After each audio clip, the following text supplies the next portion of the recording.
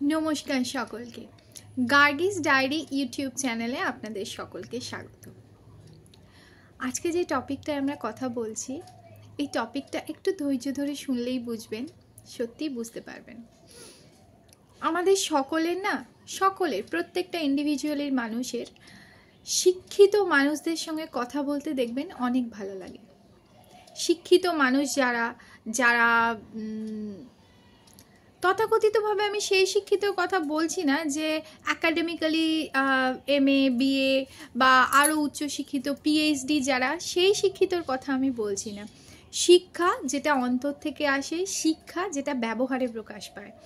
বা দেখবেন, আমি শিক্ষিত মানে সেই মানুষগুলোর কথা বলছি যে মানুষ গুছিয়ে সুন্দর করে কথা বলে, ধীরে ধীরে কথা বলে। সেই মানুষগুলোর কথা শুনতেও দেখবেন ভালো লাগে, বা তারা যখন কথা বলছে, তারা যে কথাটা বলছে তাদের দিকে তাকিয়ে থাকতেও যেন ভালো লাগে। এত সুন্দর গুছিয়ে তারা ভালোভাবে ধীরে ধীরে সফটলি কথাগুলো বলে।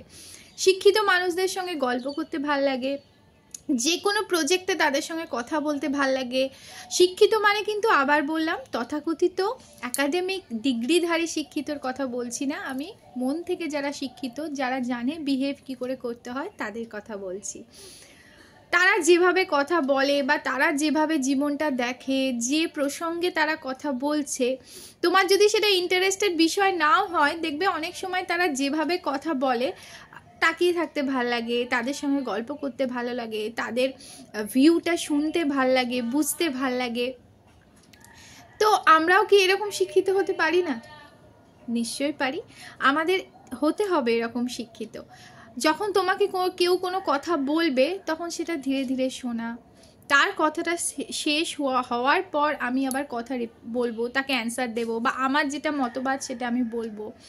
সে কথা বলতে বলতেই আমি তার কথাটা কেটে দিয়ে মাঝখানে বলতে শুরু করে দিলাম, বা তাকে একটা কোনো কথা জিজ্ঞেস করার সঙ্গে সঙ্গে হয়তো সে তার অ্যান্সারটা দিচ্ছে, অ্যান্সারটা শেষ হলো না, মাঝখানে আমি আবার একটা কোশ্চেন তাকে করে দিলাম। এই ধরনের জিনিসগুলো কিন্তু খুবই বাজে লাগে, এবং এই ধরনের জিনিসগুলো যারা করে তাদেরকে মানে যারা একটু সেন্সিটিভ কাইন্ড অফ পার্সন হয়, তাদেরকে কিছুদিন পর পর দেখবেন এড়িয়ে যাবে, তাদের সঙ্গে হাই হ্যালোটুকু সম্পর্ক বজায় রাখবে। এবার আসি আমার একটা এক্সপিরিয়েন্স শেয়ার করতে। আমি তো সব কিছুর পেছনে আমার নিজের কোনো এই প্রসঙ্গে এক্সপিরিয়েন্স যদি থাকে আমি শেয়ার করি, সেরকমই একটা। আমার যে ফেসবুক অ্যাকাউন্টটা আছে, আমার ফেসবুক অ্যাকাউন্টে ফ্রেন্ড লিস্ট স্ক্রল করলে দেখতে পাবেন প্রচুর, মানে যত ফ্রেন্ড আছে 5000 জন প্রায়, মানে 95% শুধু মেয়ে আছে।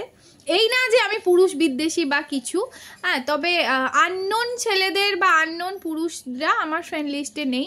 যাদের সঙ্গে আমার পরিচয় হয়, কোনো টিচার বা কেউ হয়তো আবৃত্তি বলেন, মানে এই ধরনের কোনো মানুষ, কোনো teacher, drawing teacher, English teacher, computer teacher, এই ধরনের টিচাররাই আছেন।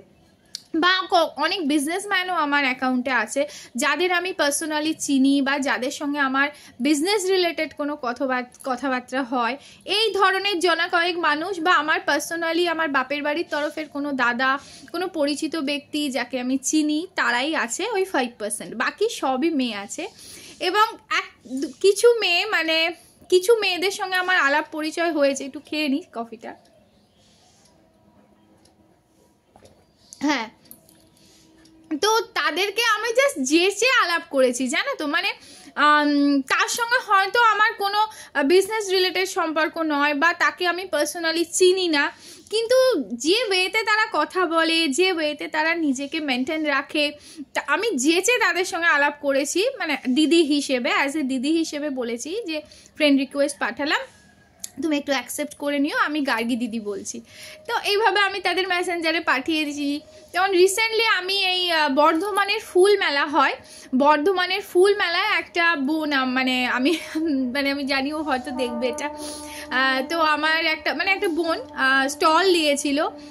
তো যে সুন্দরভাবে ও স্টল গুছিয়েছে, যে সুন্দরভাবে ও কথা বলে, বা যে সুন্দরভাবে ও নিজেকে মেনটেন করে, ছোট ছোট ভিডিও করে পাঠায়, মানে ফেসবুকে পাঠাচ্ছে, আমার খুব ভালো লাগে এই জিনিসগুলো। আমি এই জিনিসগুলো মানে নিজেও খুব দেখে খুশি হই, যে ভালো লাগে, জানি না কেন, খুব ভেতর থেকে আমার ভালো লাগে।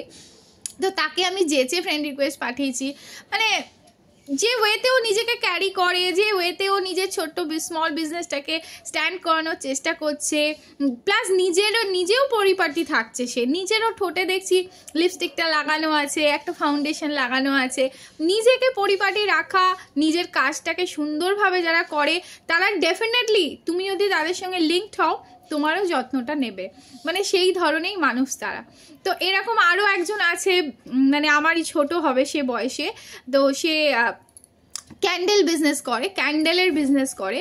তো যে ওয়েতে ও ক্যান্ডেলের বিজনেস করে, যে মানে তার সঙ্গে আমার কোনো লিঙ্ক নেই, কিন্তু সে থাকে কোথায় সদূর কলকাতায়, আমি কোথায় বর্ধমানে। তো আমি তাকে যেচে ফ্রেন্ড রিকোয়েস্ট পাঠিয়েছি এবং মানে সে অ্যাকসেপ্ট করেছে। আমি তার লাইভ জাস্ট ভালো লাগে, কি সুন্দর সে সুন্দরভাবে সাজিয়েছে।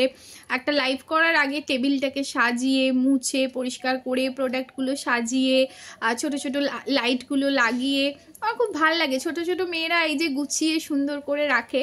তো আমার বক্তব্য আজকে সেটাই ছিল, আমার যেরকম অন্য আরেকজনকে এইভাবে দেখে ভালো লাগছে, তো ডেফিনেটলি আমাদের প্রত্যেকেই সেভাবে নিজের লাইফটা করা উচিত। মানে আমি যদি নিজেও পরিপাটি থাকি, নিজের কাজটা সুন্দর করে করি, সেটাকে সবার সামনে তুলে ধরার চেষ্টা করি, ডেফিনেটলি আমাকে দেখেও অনেকের ভালো লাগবে, তাই না?